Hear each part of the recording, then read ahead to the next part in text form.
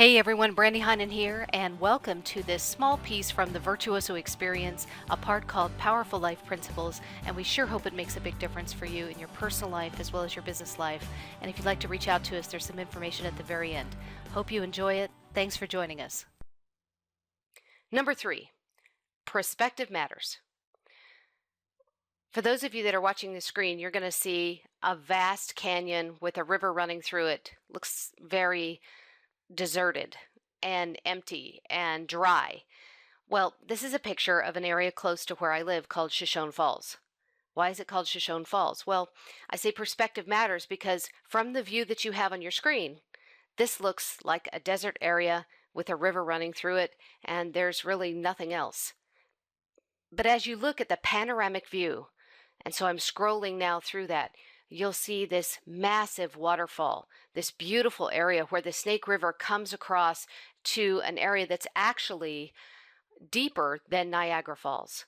That's what Shoshone Falls is known for out here. And it's absolutely stunning. Based on the time of year, you're going to see a very different view from Shoshone Falls in the spring, where all the runoff comes off the mountains, versus in the fall. It's the same thing with life. I think when we have enough life experience to realize that things will get better, things will change, life is full of adversity, and we can anticipate that and anticipate how we're going to react.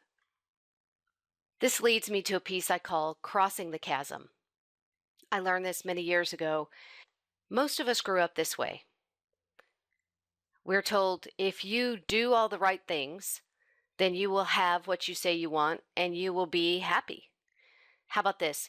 If you do all your homework and get good grades, you will have a degree and you will be successful.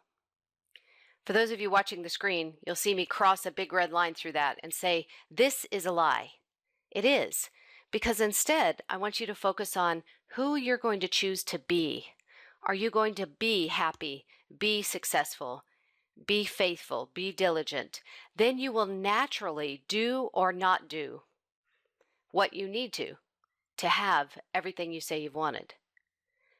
Now, even though I crossed the one on the left out and said this is a lie, and even though I believe that it is, it's something that I grew up with. It was the way that my parents taught me. It's what our media really focuses on, is doing and doing and doing. And yet we know people who can never do enough in their life to be happy. And of course, we've all heard that there's different definitions of success. That's what this means. If I will be diligent, if I will be focused, if I will be content, then I will naturally move through the things that I need to move through, or I will omit things out of my life in order to achieve what I say I want. This remains a struggle in my life because of how I'm conditioned.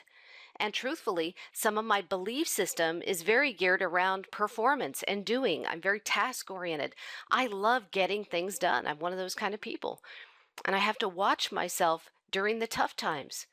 My husband says something very profound. He said, Brandy, there's always plenty to do. Take a break. Let's go outside. Let's go do something else other than your focus on work and tasks and moving through a process. So just a little bit of insight on me. It's something that I struggle with, and I have things around me to help remind me of the right side of this equation, which is the being first. I've brought an example here on the slides of one of our clients, and I'm going to read it to those of you that are listening.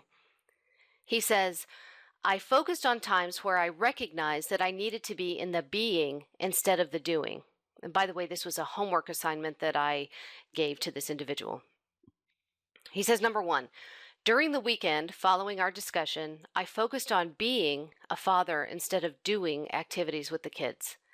I was asked to participate in a program for parents of gifted children. Instead of agreeing to spearhead the program, the doing, I agreed to lead the brainstorming meeting and create a direction allowing me to be accountable. I improved delegating reoccurring activities so that I could be focused rather than doing the tasks. Number 4, I drastically spent time on being organized.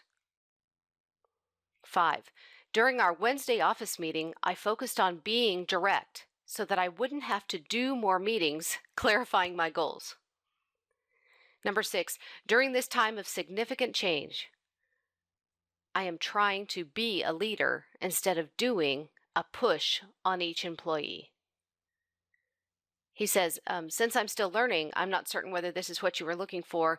However, if it is, I am feeling comfortable with the concept. I just need more time for true habit forming. And this is a fantastic example of how someone took the crossing the chasm piece that I just explained and implemented it into their life right away.